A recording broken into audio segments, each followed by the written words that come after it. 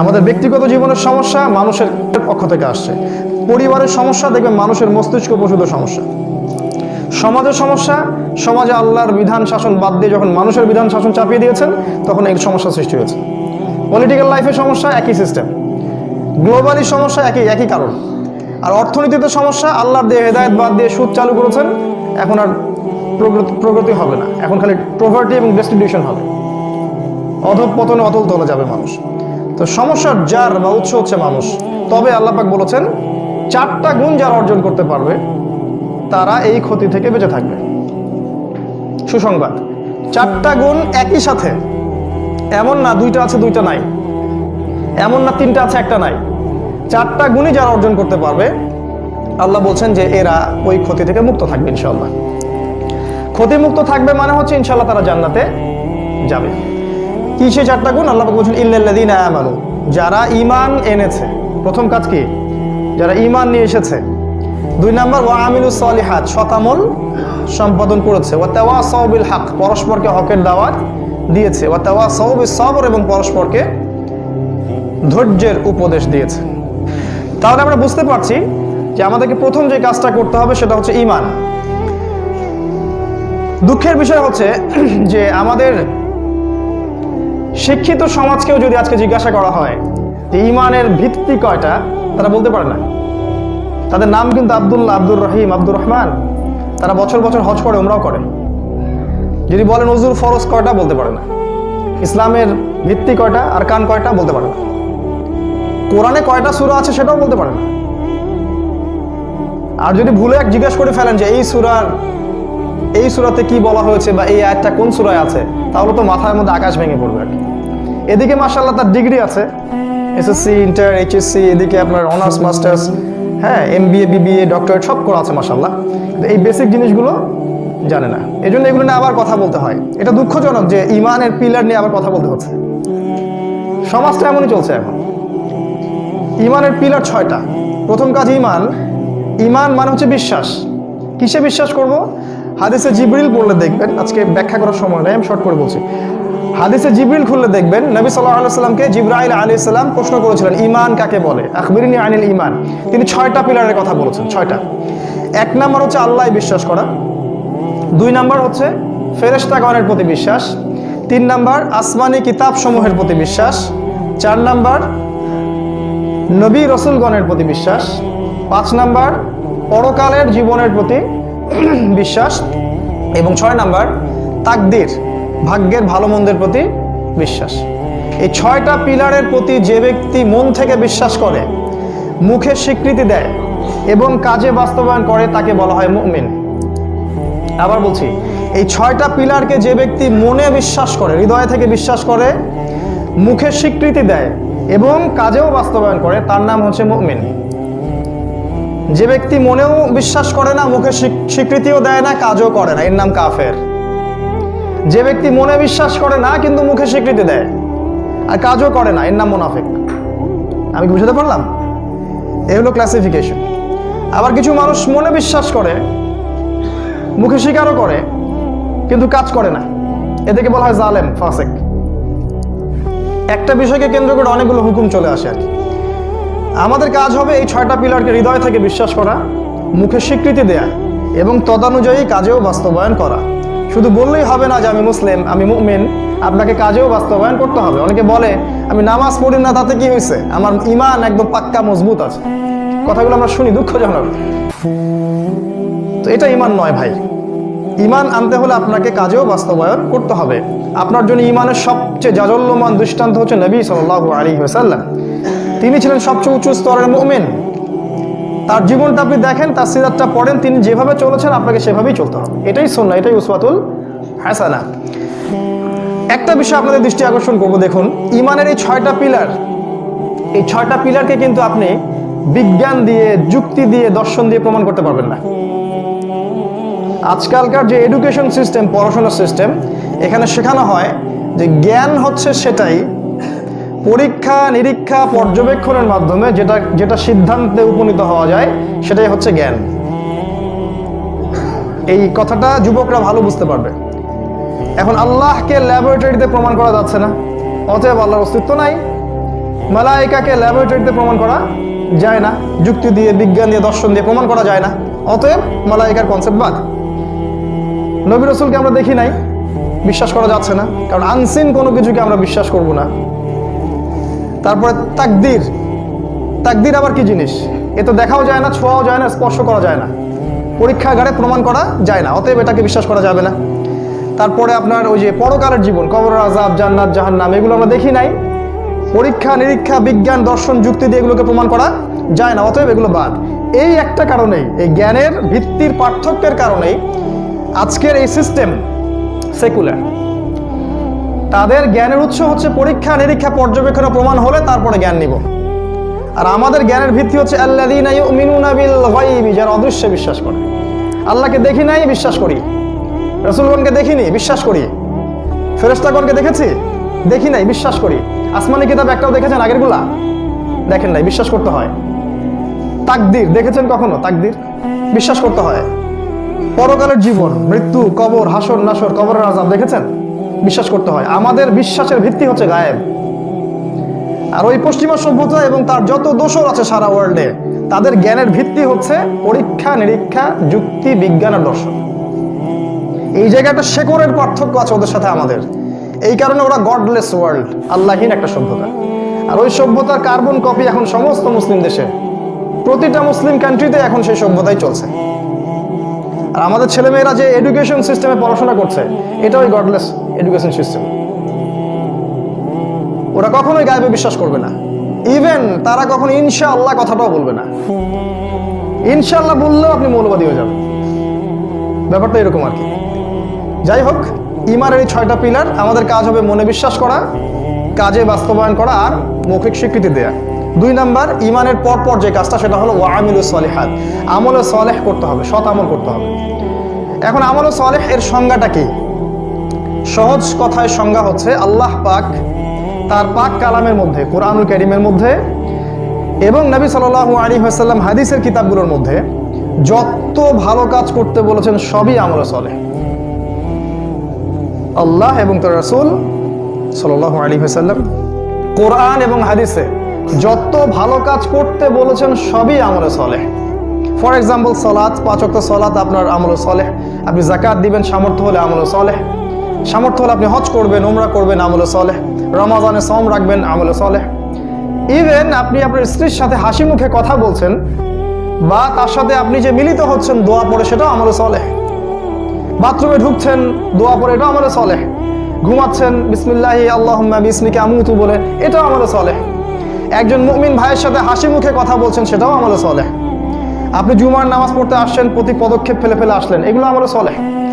মানে প্রতিটা কাজ, মুমিনের প্রত্যেকটা কাজ যদি সুন্নাহ মোতাবেক হয়, রাসূলের আদর্শ মোতাবেক হয়, প্রতিটা কাজই হচ্ছে আমলে সলেহ। এটা নিয়ে আলাদা খুতবা দেওয়া যেতে পারে। তো সমস্যা অন্য জায়গায়। সমস্যা হচ্ছে আল্লাহ এবং তার রাসূল কোরআন এবং হাদিসে যত কাজ থেকে আমাদেরকে নিষেধ করেছেন, সেই কাজগুলো থেকে দূরে থাকাও কিন্তু আমলে সলেহ। এই জায়গায় আমাদের সমস্যা। কারণ আমরা কাজ তো করতে চাই অনেক, কিন্তু নিষেধগুলো বর্জন করতে চাই না। খেয়াল করে দেখবেন, মাশাআল্লাহ 5 ওয়াক্ত নামাজ পড়ে আবার সুদও খায়, বছর বছর হজ উমরা করে আবার ঘুষও নিচ্ছে, দুর্নীতিও করছে, মানুষের সম্পত্তি আত্মসাৎ করছে, বোনের জমি দিচ্ছে না, পিতামাতার খেয়াল রাখছে না, ভাইয়ের সাথে ভাইয়ের শত্রুতা, প্রতিবেশীর সাথে প্রতিবেশীর শত্রুতা। মানে আমরা কিন্তু নিষেধ ছাড়তে চাই না, আমরা আমল করতে চাই। আল্লাহ রাসূল যে আদেশ করেছেন আমল করতে চাই, মাশাআল্লাহ, এখানে কার আপত্তি নাই, কিন্তু নিষেধ ছাড়তে চাই না। তাদের জন্য আল্লাহ পাক একটা সুসংবাদ দিয়েছেন। সূরা বাকারার মধ্যে আছে আয়াত নাম্বার 85 এবং 86, আল্লাহ পাক বলেছেন, আফাতুমিনুনা বিবা'দিল কিতাব ওয়া তাকফুরুনা বিবা'দ। তোমরা কি কোরআনের মানে শরীয়তের কিছু অংশকে মানো আর কিছু অংশকে মানো না? তোমরা কি কিতাবের কিছু অংশকে মানো আর কিছু অংশকে মানো না? ভালো কাজ করো, খারাপ কাজ ছাড়ো না। অনেকটা এমন, যারা এই কাজ করবে তাদের জাযা। ওয়া মা ইয়াফআল মিনকুম যালিক আফাতুমিনুনা বিবা'দিল কিতাব ওয়া তাকফুরুনা বিবা'দ ওয়া মা ইয়াফআলু যালিক, যে ব্যক্তি এই কাজগুলো করবে তার জাযা হচ্ছে ইল্লা খিজিউন ফিল হায়াতিদ দুনিয়া, এই দুনিয়াতেই আল্লাহ পাক তাদেরকে লাঞ্ছিত করবেন। এটা শাস্তি, আল্লাহ পাক এই দুনিয়াতেই তাদেরকে লাঞ্ছিত করবেন। আমাদের এই লাঞ্ছনার মূল কারণ হচ্ছে আমরা কিতাবের কিছু অংশকে মানি, কিছু অংশকে মানি না। এটাই বাস্তবতা। আমরা নামাজ পড়তে চাই, সুদ ছাড়তে চাই না। আমরা যাকাত দিতে চাই, আমরা এদিকে ঘুষ ছাড়তে চাই না। আমরা রমজান মাসে রোজা রাখতে চাই, গীবত, তহমত, হিংসা, বিদ্বেষ ছাড়তে চাই না। আমরা বছর বছর হজ উমরা করতে চাই, আল্লাহ পাকের শরিয়া বাস্তবায়ন করতে চাই না। আমরা মসজিদের কোনায় বসে তসবিহ টিপতে চাই, আল্লাহর পথে দাওয়াত জিহাদ করতে চাই না। আমরা কিছু অংশ মানি, কিছু অংশ মানি না। এই কারণে আল্লাহ পাক বলেছেন যে তোমাদেরকে আমি লাঞ্ছিত করবো। এই লাঞ্ছিত হচ্ছি আমরা। আল্লাহ আরো কঠিন কথা বলেছেন, আজকে আমি অত কিছু সময় পাচ্ছি না। আল্লাহ আরো কঠিন কথা বলেছেন, সেটা হচ্ছে যে তোমরা যদি দায়িত্ব পালন না করো, হে উম্মতে মুহাম্মাদি, তোমরা যদি দায়িত্ব পালন না করো, আমানতের খেয়ানত করো, ইস্তাবদিল কওমান গায়রাকুম, আল্লাহ পাক অন্য কওমকে তোমাদের জায়গায় নিয়ে আসবেন, তোমাদেরকে সরিয়ে দিবেন, দিয়ে আল্লাহ অন্য কওমকে তোমাদের জায়গায় নিয়ে আসবেন। সুম্মা লা ইয়াকুনু আমসালাকুম, ওরা তোমাদের মতো অকৃতজ্ঞ হবে না। এটা আল্লাহর কথা, সূরা মুহাম্মাদের মধ্যে আছে। সূরা তাওবার মধ্যে আরো এসেছে, যদি তোমরা বের না হও আল্লাহ পাক তোমাদেরকে ভয়ঙ্কর শাস্তি দিবেন। তো আমাদের উচিত হবে প্রিয় ভাইয়েরা যে আমরা যেন কোরআনের আদেশগুলোও মানি, হাদিসের আদেশগুলোও মানি, অ্যাট দ্য সেম টাইম আমরা যেন নিষেধগুলো থেকেও দূরে থাকি। যদি না করি তাহলে আমল সালেহ এর ডেফিনেশন পূর্ণ হবে না। এটা 2 নাম্বার। 3 নাম্বার হচ্ছে ওয়াতাওয়াসাউ বিল হক। ঈমান এনেছি মাশাআল্লাহ, আমল সালেহ করছি মাশাআল্লাহ, এখন হচ্ছে ওয়াতাওয়াসাউ বিল হক, পরস্পরকে হকের উপদেশ দেয়া, হকের দাওয়াত দেয়া।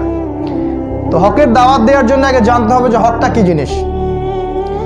আমি যদি আমার মস্তিষ্ক থেকে একটা দর্শন বের করি, সেটা কি হক? আমি যদি আমার মস্তিষ্ক থেকে একটা মতবাদ বের করি, সেটাই কি হকের মানদণ্ড হবে?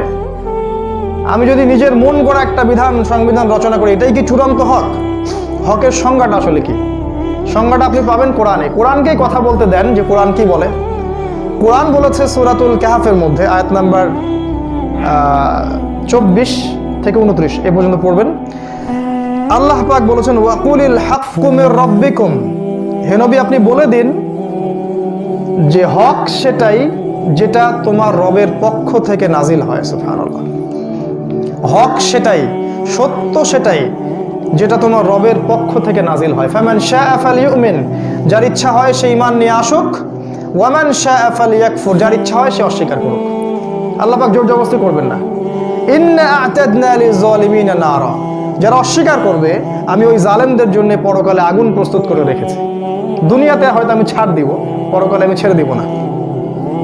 তো হকের সংজ্ঞা এখান থেকে নিতে হবে। আল হাক্কু মির রাব্বিক ফালা তাকুনান্না মিনাল মুমতারিন, হে নবী হক তোমার রবের পক্ষ থেকে আসে, তুমি সন্দেহবাদীদের অন্তর্ভুক্ত হও না। এখন প্রশ্ন যে হক যদি আল্লাহর পক্ষ থেকে আসে, তো আল্লাহর পক্ষ থেকে কি এসেছে? রবীন্দ্রনাথের কবিতা, নজরুলের দর্শন, পশ্চিমা সভ্যতার দর্শন, কার্ল মার্কসের দর্শন, ডেমোক্রেসি, গণতন্ত্র, সেকুলারিজম, জাতীয়তাবাদ, কি আসছে আল্লাহর পক্ষ থেকে? আল্লাহর পক্ষ থেকে আসছেটা কি? সিম্পল প্রশ্ন। এর আগে আসছে তাওরাত, তখন তাওরাত ছিল হক। তারপরে জাবুর ছিল ওই সময়ের হক। তারপর ইনজিল ওই সময়ের হক। এখন কোন কিতাব আমার কাছে বাকি আছে? আল্লাহ পাকের কোন কিতাব এবং কোন নবীর সুন্নাহ কিয়ামত পর্যন্ত থাকবে? সিম্পল উত্তর, আল্লাহর কিতাব কোরআন, রাসূলের সুন্নাহ হাদিস। নবীজি শেষ ভাষণে কি বলে গেলেন? তারাকতু ফিকুম আমরাইন, আমি দুটো বস্তু ছেড়ে যাচ্ছি, লান তাদিল্লু মা তামাসসাকতুম বিহিমা, কোনোদিন পথভ্রষ্ট হবে না যতদিন পর্যন্ত তোমরা এই দুটাকে আঁকড়ে ধরে থাকবে, মারির দাঁত দিয়ে কামড়ে থাকবে, কোনোদিন পথভ্রষ্ট হবে না। কিতাব আল্লাহ, আল্লাহর কিতাব আল কোরআন, ওয়া সুন্নাতি নবীহি, তার নবীর সুন্নাহ হাদিস, এর বাইরে কিছু নাই। কেউ যদি মনে করে আল্লাহর এই হকের বাইরেও হকের কোন উৎস আছে, সে ব্যক্তি নিশ্চিত কাফের, কোনো ডাউট নাই। কেউ যদি মনে করে যে কোরআন এবং সুন্নাহ হকের চূড়ান্ত মানদণ্ড নয়, আমার বুদ্ধি, আমার যুক্তি, আমার দর্শন, আমার মতবাদ এর চেয়ে ভালো, সে ব্যক্তি নিশ্চিত কাফের। দলিল সূরা মাইদা আয়াত নম্বর 44, 45 এবং 47। ওয়ামান লাম ইয়াহকুম বিমা আনজালাল্লাহ, আল্লাহর নাজিলকৃত বিধান দিয়ে যে বিচার ফয়সালা করে না, ফাউলাইকা হুমুল কাফিরুন, তারা কাফেরদের অন্তর্ভুক্ত। আল্লাহ আরো বলেছেন ফাউলাইকা হুমুজ জালিমুন, তারা জালেমদের অন্তর্ভুক্ত। ফাউলাইকা হুমুল ফাসিকুন, তারা ফাসিকদের অন্তর্ভুক্ত। অতএব হকের মানদণ্ড হবে কোরআন এবং সুন্নাহ। এই হকটাকে আগে নিজে ধারণ করা, এরপরে আপনি আপনার পরিবারের উপর বাস্তবায়ন করুন, আপনার সামর্থ্য থাকলে আপনি সমাজে বাস্তবায়ন করুন। আপনাকে যদি আল্লাহ পাক রাষ্ট্রীয় ক্ষমতা দেন, তাহলে রাষ্ট্রে বাস্তবায়ন করতে হবে। যে সেক্টরের দায়িত্বশীল তাকে আল্লাহ পাক সেই সেক্টর সম্পর্কে জিজ্ঞাসা করবেন। আমাকে আল্লাহ পাক জিজ্ঞাসা করবেন না যে রাষ্ট্রীয়ভাবে তুমি হক প্রতিষ্ঠা কেন করো নাই, নো, আপনাকে জিজ্ঞাসা করবে, কারণ আল্লাহ পাক আপনাকে ওই দায়িত্ব দিয়েছেন। আপনাকে আমাকে জিজ্ঞাসা করবে কি আপনি আমি ব্যক্তি জীবনে বাস্তবায়ন করেছি কিনা, পরিবারে বাস্তবায়ন করেছি কিনা, এবং আমাদেরকে আল্লাহ যে ক্ষেত্র দিয়েছিলেন দাওয়াতের ক্ষেত্র, এখানে আপনি বাস্তবায়ন করেছেন কিনা। যার দায়িত্ব যত উঁচু তার হিসেব হবে তত কঠিন। কিয়ামতের মাঠে আল্লাহ পাকের সামনে সবাইকে খালি পায়ে ন্যাংটা হয়ে দাঁড়াতে হবে, কোনো কাপড় চোপড় থাকবে না। খুব কঠিন বিষয়। অতএব হকের সাথে গাদ্দারি যেন আমরা না করি, হকটাকে আমরা বাস্তবায়ন করি ব্যক্তি জীবনে। আমাদের ব্যক্তি জীবন, পারিবারিক জীবন আগে। আল্লাহ পাক বলেছেন কু আনফুসাকুম ওয়া আহলিকুম নার, আগে নিজে বাঁচো, পরিবারকে বাঁচাও, তারপর আমাদের সামর্থ্য থাকলে আমরা সমাজে নামবো। আল্লাহ পাক যদি ক্ষমতা দেন বিশ্বে ইসলামী হুকুমত কায়েম হবে ইনশাআল্লাহ। আর এই বিষয়ে কোনো সন্দেহ নাই, মুসলিমদের হীনমন্যতায় ভোগার কোনো কারণ নাই যে ইসলাম বিশ্বে বিজয়ী হবে না। ইসলামই বিশ্বে বিজয়ী হবে ইনশাআল্লাহ তাআলা আগামী অল্প কিছু সময়ের পরে। এখন যা দেখছেন এগুলোর কিছুই থাকবে না ইনশাআল্লাহ তাআলা। সব কিছু আল্লাহ পাক পরিবর্তন করে দিবেন যদি আমাদের মধ্যে সেই ঈমান, সেই চেতনা থাকে এবং সেই প্রচেষ্টা থাকে। খালি দোয়া দিয়ে হবে না, দোয়ার সাথে সাথে কাজও করতে হয়। আল্লাহ পাক ওয়াদা করেছেন, আল্লাহ পাক বলেছেন যে হুয়াল্লাযী আরসালা রাসূলাহু বিল হুদা ওয়া দীনিল হক, তিনি সেই আল্লাহ যিনি তার রাসূলকে প্রেরণ করেছেন হেদায়েত সহ এবং দ্বীনে হক সহ। লিইয়ুযহিরাহু আলা দ্বীনি কুল্লি, যাতে করে এই ইসলাম অন্য সব দ্বীনের উপর বিজয়ী হতে পারে। ওয়ালাউ কারিহাল মুশরিকুন, যদিও বা কাফেররা এটা পছন্দ করবে না, মুশরিকরা পছন্দ করবে না। আল্লাহ বলছেন যে ওয়া আনতুম ওয়ালা তাহিনু ওয়ালা তাহজানু, হীনবল হয়ো না, দুশ্চিন্তাগ্রস্ত হয়ো না। ওয়া আনতুমুল আ'লাউনা, তোমরাই বিজয়ী হবে। ইন কুনতুম মুমিনিন, যদি তোমরা মুমিন হয়ে থাকো। ওই যে ঈমানের কথা বললাম। আল্লাহ আরো বলেছেন ওয়ালা তাহিনু, তোমরা হীনবল হয়ো না। ওয়া তাদউ ইলা সালম, তোমরা ওদেরকে শান্তি চুক্তির দিকে ডেকো না, ওদের সাথে শান্তি চুক্তির দিকে ডাকার দরকার নাই। ওয়া আনতুমুল আ'লাউনা, তোমরাই বিজয়ী হবে। ওয়াল্লাহু মাআকুম, আল্লাহ তোমাদের সাথে আছেন। ওয়ালা ইয়াতিরাকুম আ'মালাকুম, আল্লাহ তোমাদের আমল বিনষ্ট করবেন না। কোরআন এগুলো কথা বলেছে। তার মানে সামনের সময়টা আমাদের, আমরা জানি যে ইমামুল মাহদী এবং ঈসা আলাইহিস সালাম জেরুজালেম থেকেই ইসলামী খেলাফা সামনে কায়েম করবেন ইনশাআল্লাহ তাআলা। এবং সারা বিশ্বের এমন কোনো কাঁচা বাড়ি বা পাকা বাড়ি বাদ থাকবে না যেখানে ইসলামের কালিমা প্রবেশ করবে না। বিইজ্জে আজিজ আও বিল্লে যালিল, সম্মানের ঘরে সম্মানের সাথে, অসম্মানের ঘরে অসম্মানের সাথে। কেউ যদি এটা মেনে নেয় তাহলে সে সম্মানী হবে, কেউ যদি ইসলামের এগেইনস্টে যুদ্ধ করতে চায় সে লাঞ্ছিত হবে ইনশাআল্লাহ। এই হকটাকে আমাদেরকে প্রচার করতে হবে। এই হক প্রচার করতে গিয়ে একটা রিকোয়েস্ট থাকবে যে এখানে দল মতের সংকীর্ণতা নিয়ে আসবেন না কাইন্ডলি। উম্মার জন্য এই সময়টা খুবই খুবই সেন্সিটিভ একটা সময়। এখন যদি আমরা বিভিন্ন দলে বিভক্ত হয়ে যাই তাহলে আমাদের ধ্বংসকে ঠেকাতে পারবে না। আল্লাহ, কোরআন, সুন্নাহ, রাসূল এগুলো নিয়ে কারো মধ্যে কোনো ইখতিলাফ নাই। তাআলাউ ইলা কালিমাতিন সাওয়াইন বাইনানা ওয়া বাইনাকুম, আমাদের মাঝে যে বিষয় ঐক্য আছে ওইদিকে আসেন, যে বিষয়ে ইখতিলাফ আছে ওটা বাদ দেন আপাতত। সাহাবীদের যুগ থেকে ইখতিলাফ ছিল, সাহাবীদের যুগ থেকেই কিন্তু ইখতিলাফ ছিল। এই ইখতিলাফি মাসআলাগুলোকে নিয়ে যদি আমরা আগাতে থাকি কোনো দিনও এই উম্মার ঐক্য সম্ভব হবে না। তাই ঐক্যবদ্ধ প্ল্যাটফর্মে আসতে হলে আমাদেরকে একটু উদারনৈতিক হতে হবে, ছাড় দেওয়ার মানসিকতা থাকতে হবে, না হলে ভাই ভাই এক জায়গায় বসতে পারবো না। একটা হাদিস বলি যে নবী সাল্লাল্লাহু আলাইহি ওয়াসাল্লাম বলেছেন তোমরা ততদিন পর্যন্ত জান্নাতে যেতে পারবে না যতদিন পর্যন্ত না তোমরা একে অপরকে ভালোবাসছো। আর আমি কি তোমাদেরকে বলে দিব তোমরা কিভাবে একে অপরের ভালোবাসা বৃদ্ধি করবে? সাহাবীরা বললেন ইয়া রাসূলুল্লাহ বলে দিন। তিনি বললেন তোমরা একে অপরকে সালাম দিতে শেখো, একে অপরকে সালাম দিতে শেখো। ভালো করে খেয়াল করে দেখেন আজকে সালাম সাম্প্রদায়িক হয়ে গেছে। নিজের দলের মধ্যে খুব একরামুল মুসলিমিন, দলের বাইরে আর কোনো একরামুল মুসলিমিন নাই।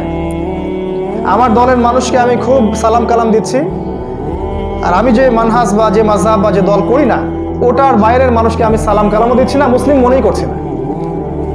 এমন একটা অবস্থা যে এক দল আরেক দলকে মুসলিমই মনে করছে না, মনে করছে এরা মনে হয় কাফের হয়ে গেছে। এটা যদি চলতে থাকে প্রিয় ভাইয়েরা, আমাদের উম্মার ধ্বংস কেউ ঠেকাতে পারবে না। যদি আপনি উম্মার বিজয় দেখতে চান, উম্মার স্বার্থে আপনাদেরকে ঐক্যবদ্ধ হতে হবে, একটা জায়গায় আসতে হবে, ছাড় দেওয়ার মানসিকতা থাকতে হবে এবং ইখতিলাফি বিষয়গুলোতে জড়ানো যাবে না। ইসলাম বৈচিত্র্যময়, সৌন্দর্যমণ্ডিত। আল্লাহ পাক সবাইকে বোঝার তৌফিক দান করুন, আমিন। এটা হলো হকের দাওয়াত। হকের দাওয়াত দিলে ফজিলত পাবেন কি, যত মানুষ হক কবুল করবে সমস্ত মানুষের নেকি আপনি পাবেন। আর হক ছেড়ে দিলে কি হবে? হক ছেড়ে দিলে আল্লাহর গজব আসবে আসমান থেকে, জমিন থেকে। এরপর মানুষ আল্লাহর কাছে দোয়া করবে, এই দোয়া আল্লাহ পাক কবুল করবেন না। এটা সহিহ হাদিস আসছে। এই হকের দাওয়াত আমাদেরকে দিতে হবে, আল্লাহ পাক তৌফিক দান করুন। আরেকটা হলো ওয়াতাওয়াসাউ বিস সবর। হকের সাথে সবরের কি সম্পর্ক? যখনই আপনি হক নিয়ে মাঠে নামবেন তখনই আপনার উপর বিভিন্ন রকম বালা মুসিবত আসবে, স্বাভাবিক। প্রথম বালা মুসিবত আসবে পরিবার থেকে, তারপর দেখবেন সমাজ থেকে, তারপর ধর্ম নেতাদের থেকে, তারপর রাষ্ট্র নেতাদের থেকে। ধাপে ধাপে যাবে আর কি। আমাদের নবীজির দিকে তাকিয়ে দেখুন, তাকে পরিবার বয়কট করেছে, গাছের ছাল পাতা খেয়ে থেকেছেন, মানুষ তাকে 16 বার হত্যা করার চেষ্টা করেছে, মানুষ তাকে 15টা গালি দিয়েছে, তাকে দেশ ছাড়তে হয়েছে, তার দাঁত শহীদ হয়ে গেছে, তাকে তায়েফবাসী এমনভাবে আহত করেছে যে রক্ত দিয়ে জুতা আটকে গেছে, তাকে বদরে যেতে হয়েছে, উহুদে যেতে হয়েছে, খন্দকে কত যুদ্ধ করতে হয়েছে, কত মানুষের লাঞ্ছনা সহ্য করতে হয়েছে। নিজের আপনজনরা, পরিবারের লোকরা, চাচারা, নিজের কম, নিজের সম্প্রদায় তাকে বের করে দিয়েছে। এটাই সুন্নাহ, এটাই সুন্নাহ। হকের পথে থাকলে এরকম বিপদ আপদ বালা মুসিবত আসবে, তখনই সবর করতে হবে। ইন্নাল্লাহা মা'আস সাবিরিন, আল্লাহ পাক সবরকারীদের সাথেই আছেন। ওয়ালা তাহিনু, তোমরা হীনবল হও না।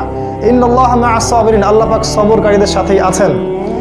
প্রত্যেক নবী রাসূলকে সবর করতে হয়েছে, রাসূল সাল্লাল্লাহু আলাইহি ওয়াসাল্লামকে করতে হয়েছে, এবং সাহাবায়ে কেরাম সবরের দৃষ্টান্ত রেখে গেছেন। তাই আজকেও যদি আমরা ঈমান নিয়ে আসি, আমল সালেহ করি এবং হকের দাওয়াত দিই, তখন বিভিন্ন রকম চাপ আসবে, তখন আপনাকে আমাকে সবর করতে হবে। সবর করার অর্থ কিন্তু এটাও নয় যে হাত গুটিয়ে ঘরে বসে থাকবেন, কম্বল গায়ে দিয়ে ঘরে বসে থাকবেন, এটাও সবরের দৃষ্টান্ত নয়। সবর মানে পরিস্থিতি পরিবর্তনের চেষ্টা করা, এবং এই চেষ্টা করতে গিয়ে যে বালা মুসিবতগুলো আসবে এক্ষেত্রে ধৈর্য ধারণ করা। আল্লাহ পাক আমাদের সবাইকে ধৈর্য ধারণ করার তৌফিক দান করুন, আমিন। আজকের মতো আর লম্বা করছি না, খুতবার সময় শেষ হয়ে গেছে। আমরা আল্লাহর কাছে দোয়া করছি, আল্লাহ পাক আমাদের প্রত্যেককে সূরা আসর থেকে মৌলিক শিক্ষা অর্জন করার তৌফিক দান করুন, আল্লাহুম্মা আমিন। সময়কে মূল্যায়ন করার আল্লাহ পাক তৌফিক দান করুন, পরিপূর্ণ ঈমান আনার তৌফিক আল্লাহ পাক দান করুন, বেশি বেশি নেক আমল এবং আমল সালেহ করার তৌফিক আল্লাহ পাক দান করুন। আল্লাহ পাক আমাদের সবাইকে হকপন্থী হওয়ার তৌফিক দান করুন এবং হকের দাওয়াত প্রচারের তৌফিক দান করুন। আল্লাহর পথে সবর করার আল্লাহ পাক আমাদেরকে তৌফিক ইনায়াত করুন, আমিন।